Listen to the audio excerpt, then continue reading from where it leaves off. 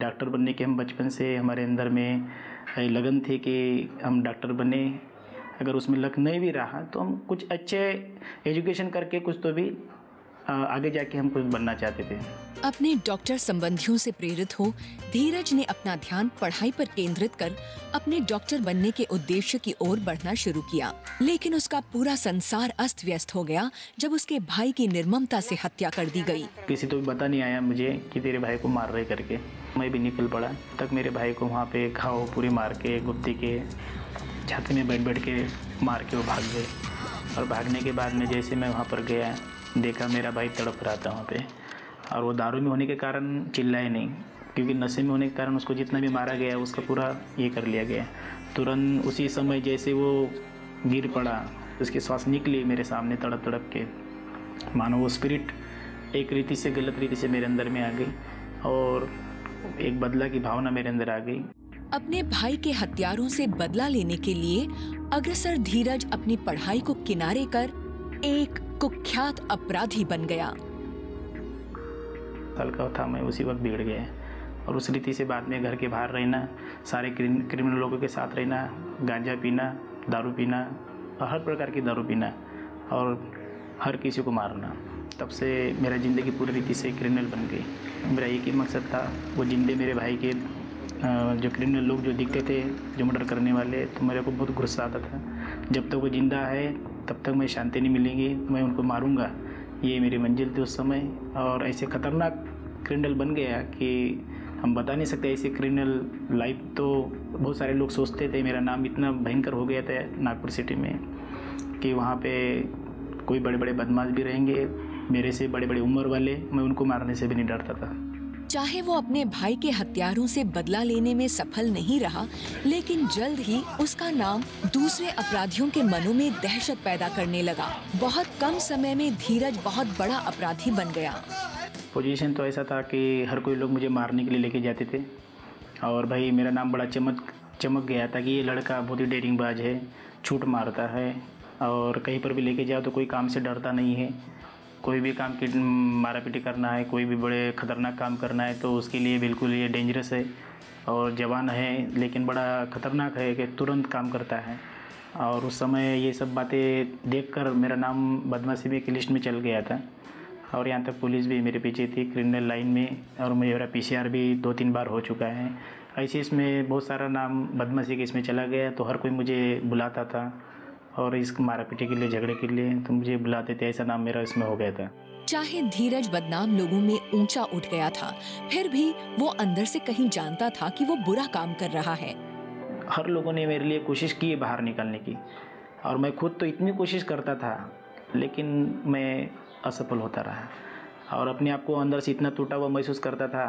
लोग तो मुझे डेयरिंगबाज समझते थे लेकिन सबसे कमज़ोर मैं था। अंदर से मैं रोता था, अंदर से मैं गम बहुत करता था, चिंता बहुत करता था, टेंशन भी बहुत लेता था और अंदर से मैं पूरा टूटा होता। अंदर में पूरा मेरा जीवन जो था वो मन में बहुत ही यानी विचलित जीवन था मेरा। मैं पूरी रीति से ऐसा सोच रहा था कि अब मेरी लाइफ एंड हो जाएंगी और मैं मर जाऊंगा। इसी समय के दौरान धीरज का भांडवी से मिलना हुआ, एक पड़ोसी से जिसका मसीह पर विश्वास था। उसने धीरज को उसके बारे में बताना आरंभ किया जो उसे शांति दे सकता था, पर इसने धीरज को गुस्सा दिला दिया। मुझे क्रोध भी आया, जल्दी पुराना स्वभाव आया तो तुरंत उसको मैंने कनपट में मार दिया। और ऐसा होने के बाद में वो बहुत बार सोचने लगा लेकिन फिर भी वो मुझे प्रभु के बारे में बताता रहा। प्रभु के बारे में बताते बताते कम से कम 3-4 बार हो गया मेरे साथ। वो मेरे को खाना खिलाया करता था। जब भी मैं थक कर आया, बाहर से घूम फिर कर आया तो चाय पिलाता था और ऐसे संगति देकर, फेलोशिप देकर कुछ तो भी प्रेम के बारे में मुझे बताया करता था कि परमेश्वर प्रेम है और वो आपसे प्रेम करता है। दुर्व्यवहार के बावजूद भांडवी के बार बार आते रहने से धीरज गहरी सोच में पड़ गया। मैं सोचने लगा कि ये ऐसा कैसा इंसान है और बहुत बार मैंने ये बातें यीशु मसीह के बारे में दूर दूर से जान लिया था कि यीशु मसीह के लोग दुश्मन से भी प्यार करना सिखाता है। मसीहा ऐसा सिखाता है कि दुश्मन से भी प्यार करो, बुराई के बदले भलाई करो। तो ये बातें मेरे कान पर पहले ही पड़ चुकी थी। और सेकंड चीज़ मैंने प्रैक्टिकल अपने सामने देख लिया कि ये इंसान भी, इसको मारने के बाद भी गुस्सा नहीं आया, फिर भी हमसे प्यार करने की बात कर रहा है कि प्रभु आपसे प्यार करता है। तो मैंने बोला ये रियलिटी, ये क्या मार्ग है, ये कौन से मार्ग पे चलता है, इसका मार्ग तो अलग ही लग रहा है। तो ये इफेक्ट मेरे पे हुआ। इस खोज ने धीरज को ऐसी राह पर डाल दिया जहां किसी को भी दुश्मन नहीं माना जाता था, ऐसी राह पर जहां आराम और शांति थी। मैं घर में ही बैठकर वो जिन्होंने मुझे पवित्र शास्त्र नया नियम दिया था वो पढ़ने लग गए। तो यीशु मसीह ने क्या क्या किया, कैसे पापी लोगों को बचाने आया। उसने ये लूका में 19वां अध्याय 10वें आयत में कहा, मैं पापियों का उद्धार करने आया, पापियों को बचाने आया। तो इस प्रकार से प्रभु मैं तो पापी हूँ, सही में आप मुझे बचाने आए गया। इस प्रकार से मैं कुछ सवाल जवाब करता था और बोला ये हटके भगवान है, ये अलग हटके परमेश्वर है।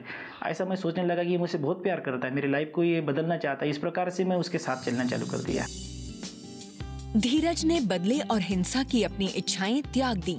उसने अपने भाई के हत्यारों को माफ कर दिया है और यीशु में वो बेहद शांति और प्रेम का आनंद उठाता है। चाहे धीरज का डॉक्टर बनने का सपना पूरा नहीं हो पाया है, लेकिन परमेश्वर उसे लोगों के लिए प्रार्थना कर उनमें निरोगता लाने के लिए उपयोग कर रहे हैं। तब से लेकर आज तक प्रभु यीशु मसीह मेरे जीवन से आज चमत्कार कर रहा है। हमारे फेलोशिप में बहुत सारे लोग हैं जहाँ पर कैंसर की बीमारी, एक पागलपन, जो पागल लोग हैं वो भी सुधर गए हैं, वो यीशु के नाम से।